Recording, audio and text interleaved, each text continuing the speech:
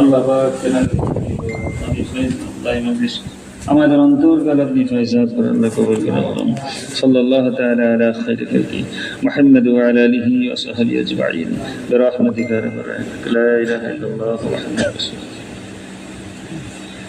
মাইকটা বন্ধ কর। লা ইলাহা ইল্লাল্লাহ জিকির করা হবে। জিকিরের আগে কয়েকটা জিনিস প্রত্যেকদিন বলা মজলিস হয়, বলার সুযোগ থাকে না। মাসে একটা বসায়, তাতে একটা আমরা জিনিসটার গুরুত্ব বা নিয়ম যদি আমাদের জানা থাকে, শোনা থাকে, মাথায় রাখি, তাহলে কি হবে, আমাদের এই জিনিসটার প্রতি আগ্রহ হবে। এই লা ইলাহা ইল্লাল্লাহ জিকিরটা, লা ইলাহা ইল্লাল্লাহ, এটা হচ্ছে আফজাল জিকির লা ইলাহা ইল্লাল্লাহ। যতবার মানুষ পড়বে ততবার সওয়াব হবে। কিন্তু এটা আল্লাহর ওলিরা, তরিকার যারা পিরামিড, তারা কি জন্যই এই মাকাম ধরে করার কথা বলেছে। এটা ভালোভাবে একটা জিনিস কয়েকটা মুহূর্তে এটাকে বোঝা, উপলব্ধি করা যায়।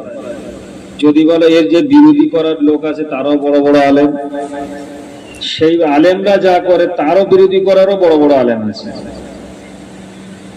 আজকের বিশেষ করে সোশ্যাল মিডিয়ার টাইম, এখন আমাদের সব থেকে বড় পথ প্রদর্শক হয়ে গেছে ইউটিউব। যার যেটা সমস্যা ইউটিউবে সার্চ করে, সে কোন কোম্পানির মানুষ, সে তো এখন তো সব জিদার নামেতে বড় বড় লকআপ দিয়ে রেখে দিয়েছে। আমরা দেখে একজন বিশাল মুফতি সাহেব, তার বক্তব্য শুনে ধরে নিলাম যে খালি তো ভুল করতেছি আমরা, আর লেকচার দেওয়ার লোকের কমিয়ে। তো এই জিকিরটা এইভাবে কেন করব, এটা কয়েকটা মুহূর্তেতে আমরা উপলব্ধি করতে পারবো। যখন আমাদের প্রচুর শরীর খারাপ হয়, অনেক শরীর খারাপ হয়, তখন আমরা মানে জোরে জোরে কিছু পড়তে পারিনি, জোরে জোরে দুর্গতা ঠোঁট নাড়িয়ে পড়তে আমাদের অসুবিধা হয়। ঠোঁট নাড়িয়ে পড়ারও একটা কষ্টকর অনুভব হয়। অথচ সব থেকে বড় বিমার কোন বিমার? মরণ। যেদিন যে বিমারটাই মরণ হবে, বিমার আমাদের এখন হচ্ছে, ভালো হচ্ছে, হচ্ছে ভালো হচ্ছে। একটা বিমার এমন হবে যেটা হচ্ছে শেষ বিমার, সেটা সব থেকে মারাত্মক হবে।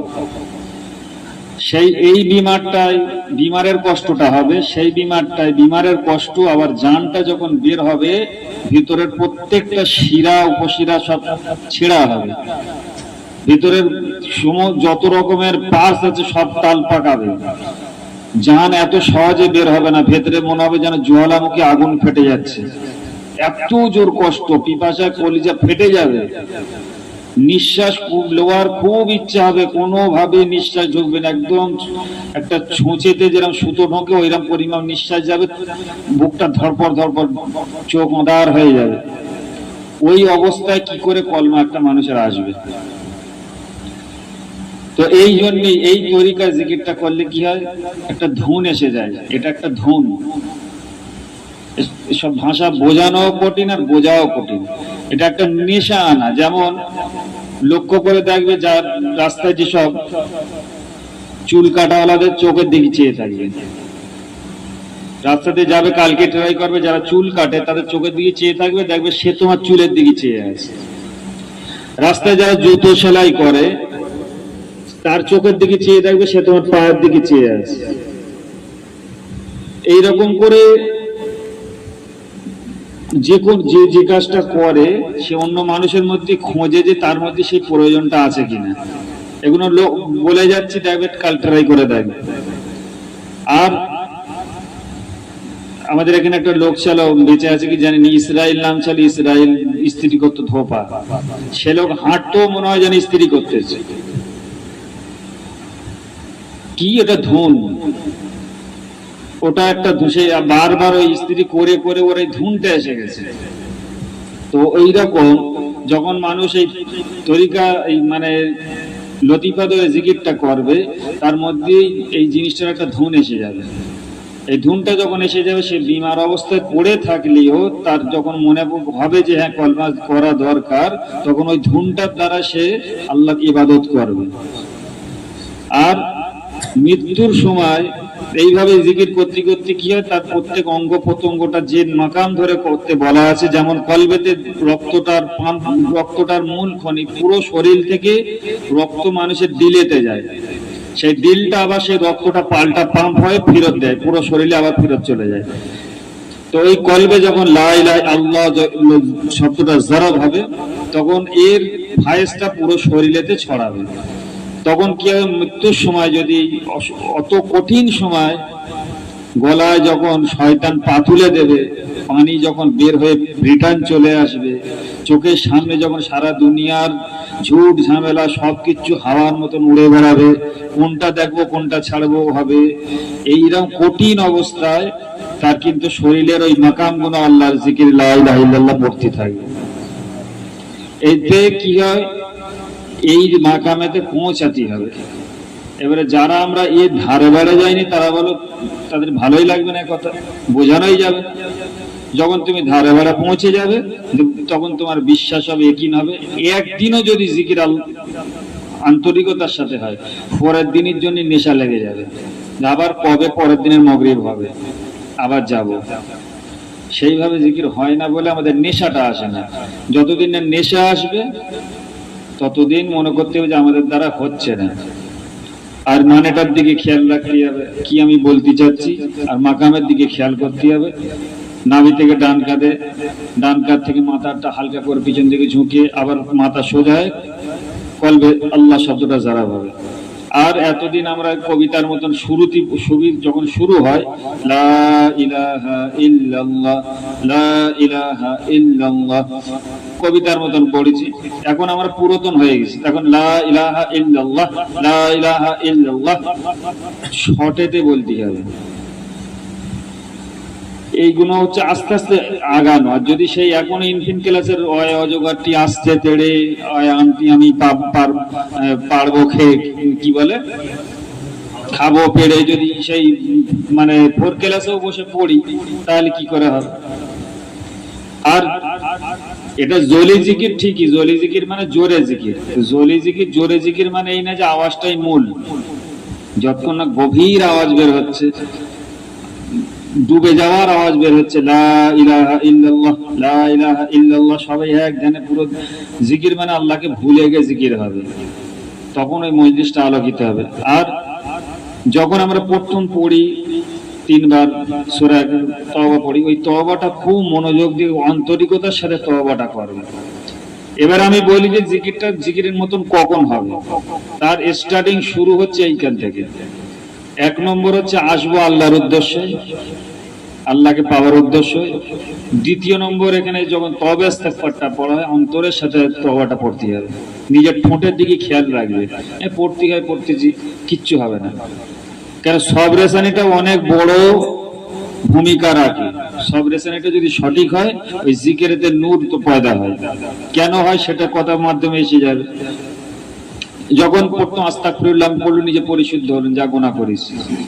তারপরে সূরা ফাতিহা পড়বো, একদম মনোযোগ দিয়ে পড়বো, ঠোঁটটার দিকে খেয়াল করবো। আমি ঠোঁট দিয়ে আল্লাহ জিকির করতে আলহামদুলিল্লাহি রাব্বিল আলামিন, সমস্ত প্রশংসা বিশ্বজানের পালনকর্তা আল্লাহ। আর রহমান রহিম, তিনি পরম করুণাময় অতি দয়ালু। মালিক ইয়াউমিদ্দিন, তিনি কিয়ামতের অধিপতি। ইয়্যাকা না'বুদু ওয়া ইয়্যাকা নাস্তাইন, আমরা তোমার ইবাদত করি, তোমার সাহায্য চাই। ইহদিনাস সিরাতাল মুস্তাকিম, আমাদের সহজ ভালো রাস্তায় পরিচালিত করো।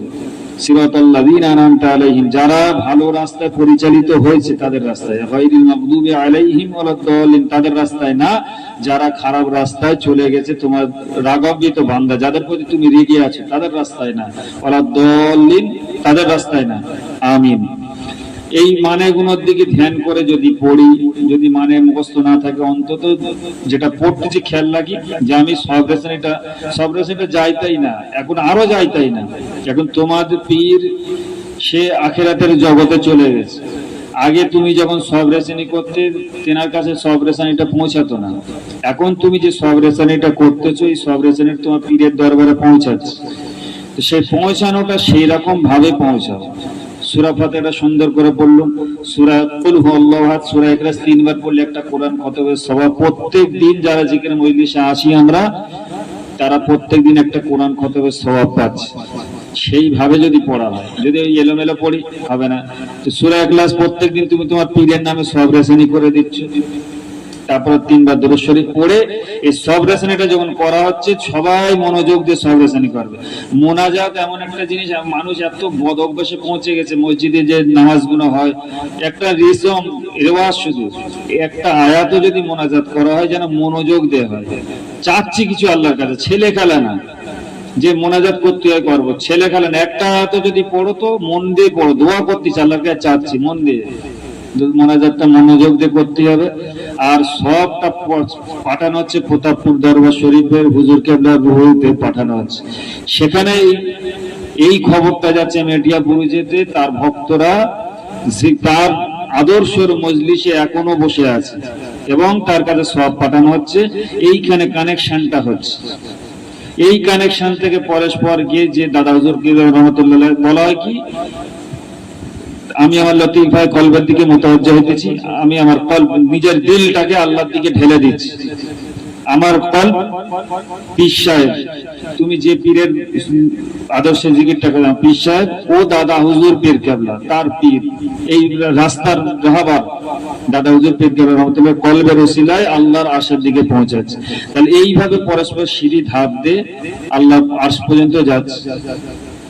তাহলে প্রত্যেকদিন আমরা সেই আল্লাহওয়ালাদের ওই যখন সব রেশানিটা সঠিক হবে, তখন সেখান থেকে রুহানি কানেকশনটা যখন হবে, তখন এই জিকিরেতে একটা নূর ঝলকাবে, তখন আমাদের অন্তরগুলো সেই রকম তৈরি হবে, তবে আমরা ফাইজ পাবো, তবে আমরা কামিয়াবির পথে পৌঁছাবো। এবার যদি বলো বিরোধী দল তারা এই ধরনের কথা শুনবে, তারা যুক্তি বের করবে, বুদ্ধি বের করবে, এখনকার যুগেতে সায়েন্সের যুগেতে বিশেষ করে জোয়ান যুবক ছেলেদের পীর লাইন বোঝানো অনেক কঠিন, কিন্তু তারা যদি সত্যিকার বিবেক বলা হয়, পরস্পর সিঁড়ি ধাপ যদি দেখে, এই রাস্তায় চলবে, এই রাস্তায় চলবে, এই রাস্তায় চলবে। প্রতাপপুর দরবার শরীফ, সেখান থেকে ফুরফুরা দরবার শরীফ, সেখান থেকে আরো তেনার পীর, তার পীর, তার পীর করে চতুর্দিকে ছড়িয়ে গিয়ে রাস্তায় চলবে, রাস্তায় চলবে। বড় পীর আব্দুল কাদের জিলানী রাহমাতুল্লাহ পরপর বাড়তি বাড়তি বাড়তি বাড়তি যেতেই থাকবে। মাঝখান থেকে এখন যারা এর বিরোধিতা করে কিয়ামতকে টানাটানি করে যাচ্ছে, তারা কিন্তু মনে করতেছে আমরা অনেক ভালো আছি, অনেক ভালো আছে। সব জিনিসে যুক্তি খোঁজে, একটা কথা বলে কেউ খারাপ মনে করবে না, যুক্তি খোঁজে। ওই যুক্তিওয়ালাদের বলি, বর যখন বরের ড্রেসটা পরে যায়, কি জন্য পরে যায়? সুন্দর ড্রেসটা, সে বর, তাই লোক দেখবে যে ভালো ড্রেস পরে গেছে। মাথার টুপিটা নতুন হয়তো নাকি, মাথার টুপিটা নতুন, পায়ের জুতো নতুন, কিন্তু ভেতরে যে জাঙ্গিয়াটা পরে আছে ওটাও নতুন। ওটা কেন নতুন? কথাটা তো খারাপ লাগে না? এত যে যুক্তি দেখায়, যুক্তি দেখায়, এরকম জিকির হবে, এরকম হবে কেন, এরকম হবে কেন, জিকির হবে আল্লাহর কলেমা, তো যে জিনিসটা দেখা যায় না সেটা নতুন কেন পড়ে?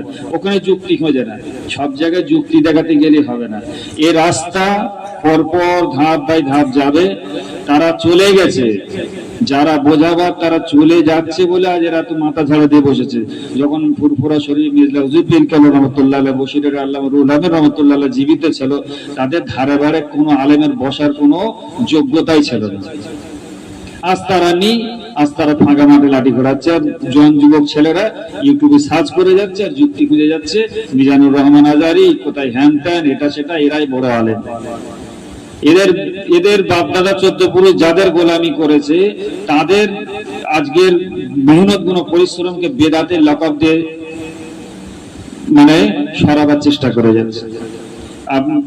কি নাম, দেলবার হোসেন সাইদি সাহেবকে কে না চেনে? দেলবার হোসেন সাইদি সাহেবের ক্যাসেটে খুঁজে দেখো, ইয়া নবী সালাম আলাইকা, সকলে দাঁড়িয়ে যান, দাঁড়িয়ে যান, দাঁড়িয়ে যান, কেউ বেয়াদবি করবে না, রাসূলের শানে কেউ বেয়াদবি করবে না, এরকম ক্যাম্প করাচ্ছে।